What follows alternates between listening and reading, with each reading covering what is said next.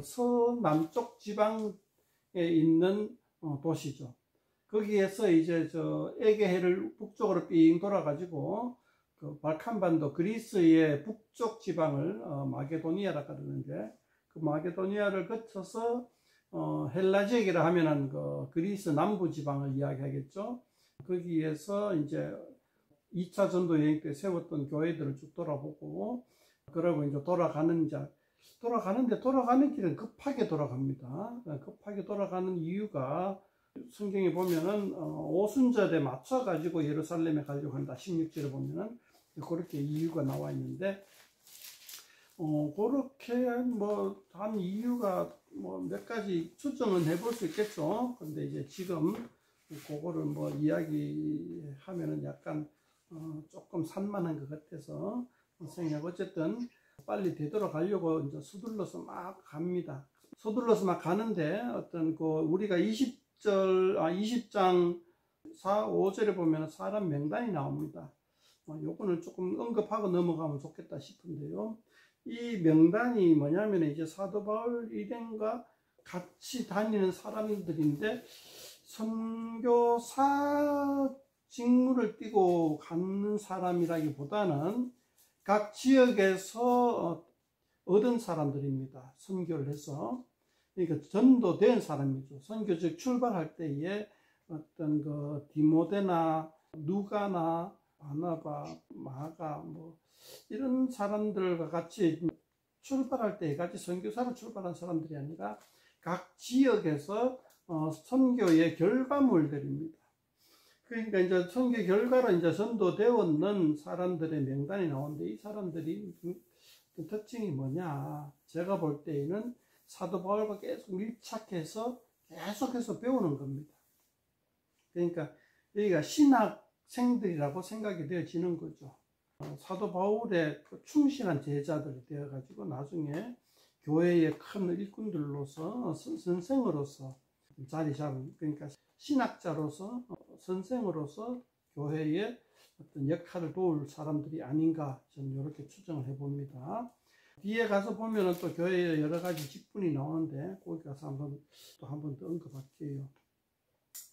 자, 그런 사람들과 같이 막 쭉 예루살렘으로 돌아가는 길을 갖다가 합니다.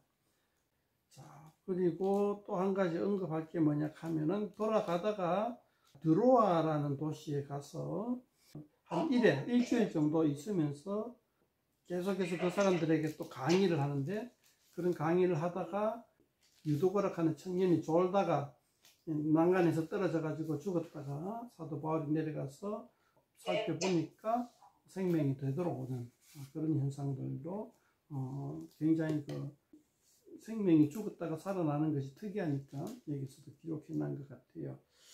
이게 기록한 이유를 저도 아직 어떤 거 딱 명확하게 이거다 하는 그런 것들이 떠오르지가 않네요.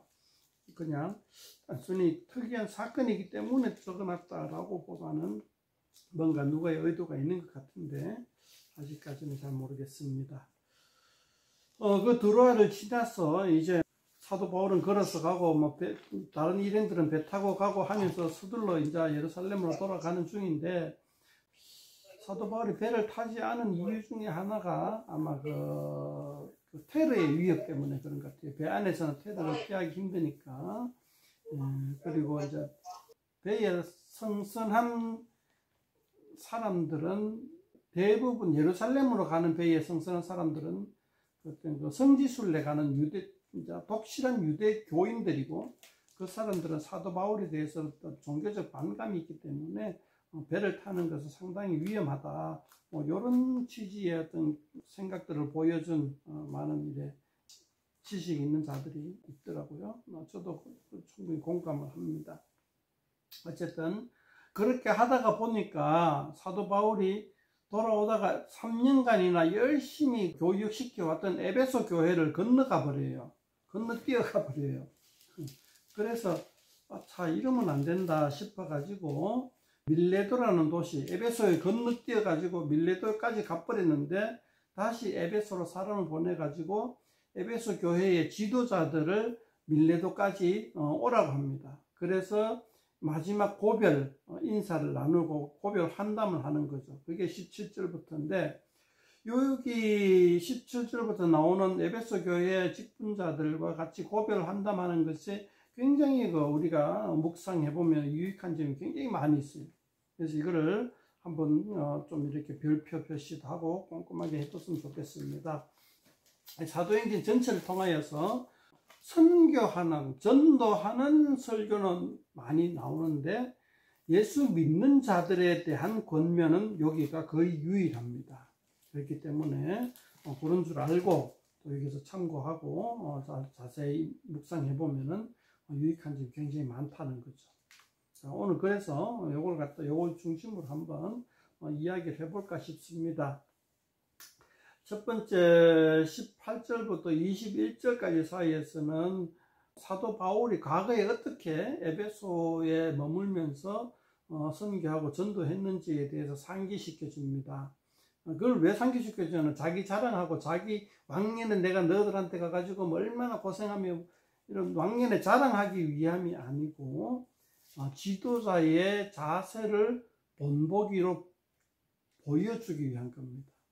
그러니까 나는 이렇게 헌신했으니까 그런 헌신된 자세를 너희 에베소 교회 장로들도 감독들도 이런 자세를 견지해라 라는 취지로 이야기하는 거죠. 마찬가지로 22절부터 24절에는 사도 바울의 미래의 어떤 본을 보여줍니다. 앞으로 나는 이렇게 활동할 것이니까 당신들도 이런 것을 본을 받아서 지도자로서 살아가기 바란다. 이런 뜻으로 취지를 하는 거죠. 그럼 사도 바울의 앞으로는 뭐냐? 미래는 뭐냐?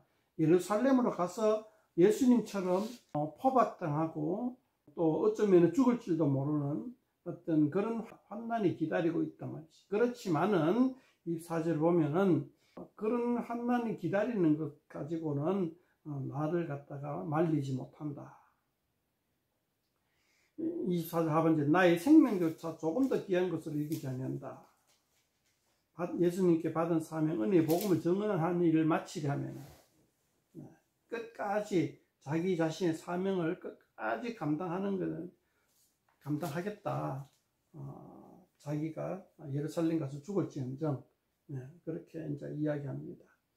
자, 그런 어떤 자기의 과거와 미래를 쭉 이야기하면서 에베소 교회 장로들도 보고 좀 본받고 그런 자세로 에베소 교회를 섬기면 좋겠다 이런 취지로 이야기하는 거죠. 25절부터입니까 뭐 한 27절 정도까지는 마무리라고 얘기하고 있는데 제 성경책에는 결산이라고 이제 적어놨긴 한데요. 어떤 단어가 적절한지 지금 생각해 보니까 조금 더 적절한 단어가 있을 것 같은데 어쨌든 그 사도 바울이 25절에는 다시 보지 못한다. 그리고 당신들에게는 실제로 보면은 하나님의 뜻을 다 여러분에게 전하였다. 그러니까 충분히 전했다는 거죠. 충분히 전했고 그리고는 25절 다시 하면은 다시 보지 못할 것이다. 그러니까 이제 에베소 교회에서는 자기가 할 일은 다 했다는 거죠. 다 완수했다는 것이죠. 그리고 다 완수했으니까 이제 내 얼굴을 보지 못하니까 이제 이게 작별 인사다 이야기를 하는 겁니다. 이 이야기에서 25절에 보면 우리가 좀 이렇게 마킹해 놓을 필요가 있는 것인데 보라 내가 여러분 중에 왕래하며 하나님의 나라를 전파하였으나 그래서 하나님의 나라를 전파했다. 저는 이제 이 하나님의 나라 하는 단어에 좀 마킹을 좀 단단히 했으면 좋겠다 싶어요. 제일 처음 사도행전 처음에 들어가 보면 예수님이 부활해가 40일 동안 하나님 나라의 일을 전파했다. 사도 바울도 똑같아요. 사도 바울도 그 이후에 계속해서 예수님을 만나고 난 다메섹 도상에서 만나고 난 다음에 한 일이 하나님의 나라를 전파한 것이다. 이제 우리는 제가 누차 얘기하지만은 아직까지도 우리 중에 하나님의 나라에 대한 선명한 이미지가 아직 부족하다는 거죠. 그렇기 때문에 저는 누차 강조하고 반복하고 틈만 나면 이야기하고 싶어지는 게 이 하나님의 나라에 관한 것이다. 자, 그 하나님의 나라에 관한 것이 이제 그 하나님의 뜻이 다 포함되어 있기 때문에 하나님의 뜻이 하나님의 나라를 세우는 것이니까. 28절 하반절에 보면 여러분을 감독자로 삼고 하나님 자기 피로 사신 교회를 보살피게 하셨다. 그러니까 지금 사도 바울하고 얘기하고 있는 에베소 교회의 리더들은 이제 감독자로 표현합니다. 여기서는 감독자로 표현하고 있는데 이제 요즘 말로 말하면 리더죠, 그죠? 에베소 교회에서 사도 바울이 그 3년 가까이 되는 기간 동안 교육하고 막 열심히 함께 생활하면서 그 사람들에게 리더를 세웠단 말이죠. 리더를 세워가지고 조직을 세웠다는 거죠. 그렇게 하고 그 리더를 지금 마지막 와서 이제 고별인사를 하는 거죠. 자, 그 리더의 자세를 쭉 이제 이야기합니다. 리더의 자세를 이야기하는데, 그 이제 에베소 교회 이제 그 장례를 이야기하죠. 자, 에베소 교회도 뭔가 좀 이 사단의 계획에 뭐 그냥 29절에 보면은 사나운 일이라고 표현하기도 하고 30절에 보면 어그러진 말을 하는 사람들이 일어날 것이다.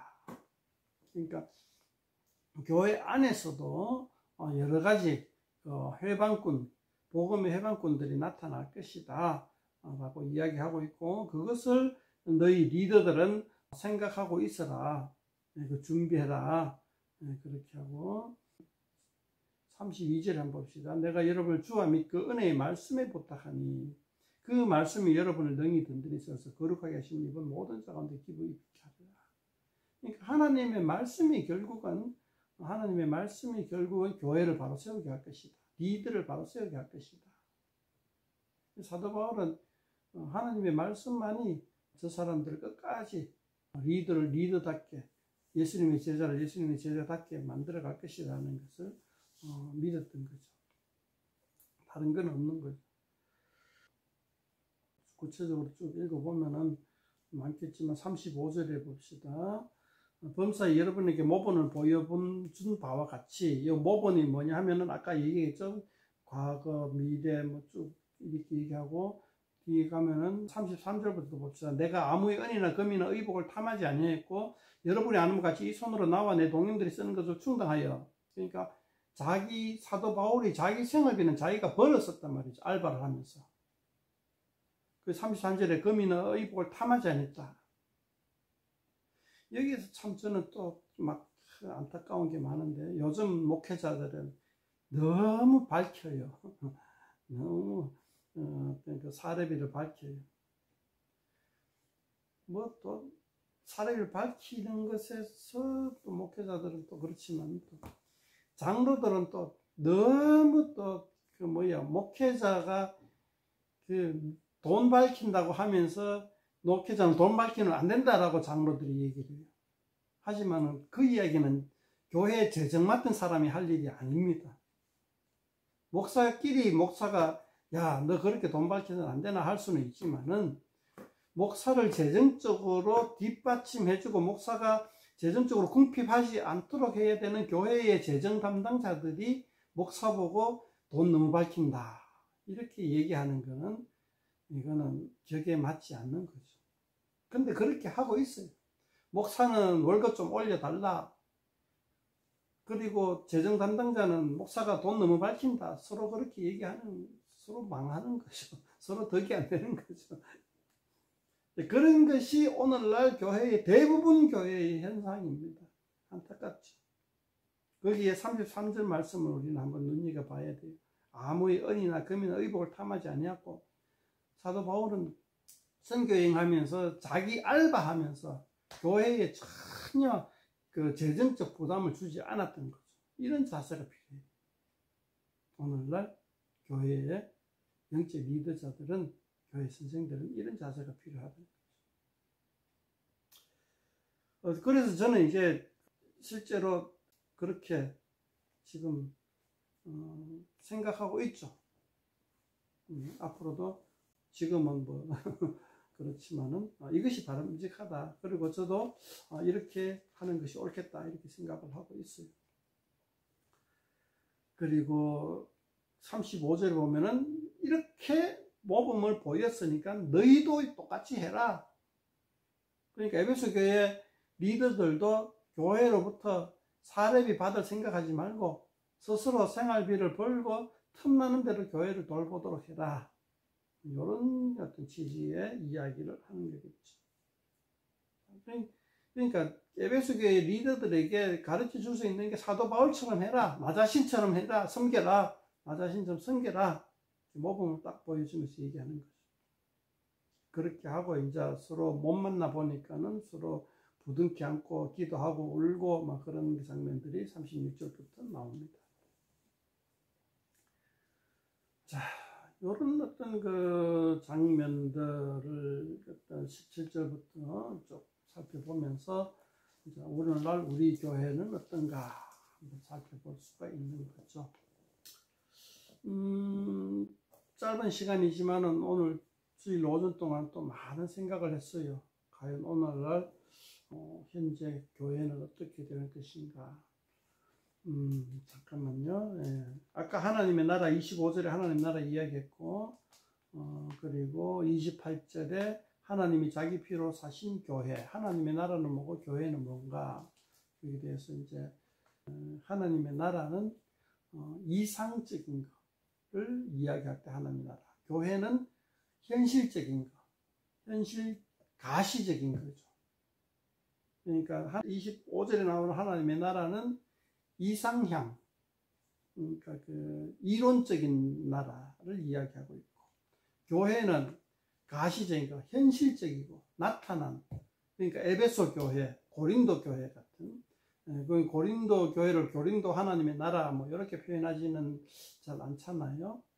그러니까 현실적인 거, 현실 세계를 교회라고 그러고, 하나님의 나라는 이상적인, 이론적인, 이래야 된다 하는 그런 것으로 보여준 게 하나님의 나라다. 이렇게 한번 제 나름대로 한번 정의를 내려봤어요. 이 말씀을 쭉 읽고 제가 생각하기에 오늘날 우리 한국, 오늘 21세기 교회에서는 어떻게 해야 되는가, 어떻게 표현을 해야 되고, 어떻게 살아야 되고, 어떻게 만들어 나가야 하고 펼쳐야 되는가에 대해서 굉장히 고민도 많이 하고 하지만은 답은 없어요. 답은 없고 그냥 고민만 할 뿐이에요. 현실은 많이 암울하고 힘들고 또 길은 보이지 않고 그런 가운데 있으면서 늘 이 답답한 마음을 가실 길이 없습니다. 그럼에도 불구하고 사도 바울처럼 뭐랄까 끝까지 달리기를 멈춰서는 안 되겠다, 이런 생각들을 합니다. 이상입니다. 질문하실 거 있으면 하시고 이야기할 거 있으면 하시면 좋겠습니다.